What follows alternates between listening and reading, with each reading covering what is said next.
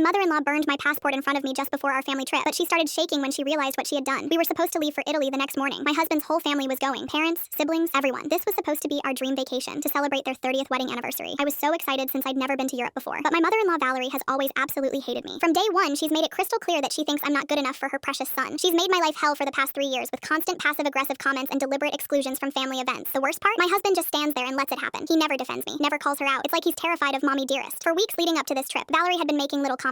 Oh, I hope everyone's paperwork is in order. It would be such a shame if someone couldn't make it last minute. These international trips are so complicated. I started getting paranoid, but I thought I was just being crazy. Then my coworker at the print shop jokingly said, "You should make a fake passport just in case she tries something." We both laughed, but honestly, something about Valerie's behavior had me worried. So the day before we left, I actually did it. I used our high-end printers at work to create a convincing fake passport. Same photo, same info, but completely bogus. I figured if Valerie was planning something, at least I'd be prepared. That morning, I was in their kitchen finishing my packing when Valerie appeared. She had this weird gleam in her eyes that immediately put me on edge. "You know what, Amanda? I'm done pretending to like you," she said suddenly, her voice dripping with venom. "I've been waiting 3 years for the perfect moment to get rid of you." Before I could even process what was happening, she lunged for my passport sitting on the counter. I tried to grab it, but she was faster. "Oops, looks like you can't come to Italy after all," she said with the most evil smirk I'd ever seen. She pulled out her kitchen lighter and set the passport on fire right there in the sink. I watched it burn completely to ash while she stood there looking absolutely triumphant. "Guess you'll have to stay home while we have the time of our lives in Rome," she taunted. That's when I started laughing. Full-on, belly-deep laughter that probably made me look completely unhinged. Valerie's smug expression faltered. "What's so funny?" she demanded. "Valerie, that wasn't my real passport," I said, still giggling as I pulled my actual passport from my back pocket. "That was a fake one I made at work yesterday." Her face went from confusion to pure white terror in about 2 seconds. "What do you mean fake? I work at a commercial print shop. We have professional-grade equipment. I suspected you'd pull something like this, so I made a decoy. But here's the really fun part, Valerie." I pointed to my phone that had been innocently recording on the counter the whole time. "You just committed a federal crime on camera. Destroying what you believed was an official government document is a felony. The fact that it was fake doesn't matter. Your intent was to destroy a real passport." Valerie started physically shaking. Her hands were trembling so badly she could barely speak. "You can't. I didn't know. Please don't." "Oh, but wait, there's more," I continued, feeling absolutely giddy with satisfaction. Guess who else was in on this little plan? Right on cue, my husband walked into the kitchen. "Did you do it, Mom? Did you get rid of her?" He stopped dead when he saw my phone recording and me holding my real passport. "Honey, meet your co-conspirator," I said sweetly. "Turns out your precious son was planning to leave me stranded while you all lived it up in Italy. Unfortunately for both of you, conspiracy to prevent international travel is also a crime." My husband's face went ashen. Valerie started crying and begging me not to call the police. "Please, Amanda, we can work this out. We'll pay for your ticket.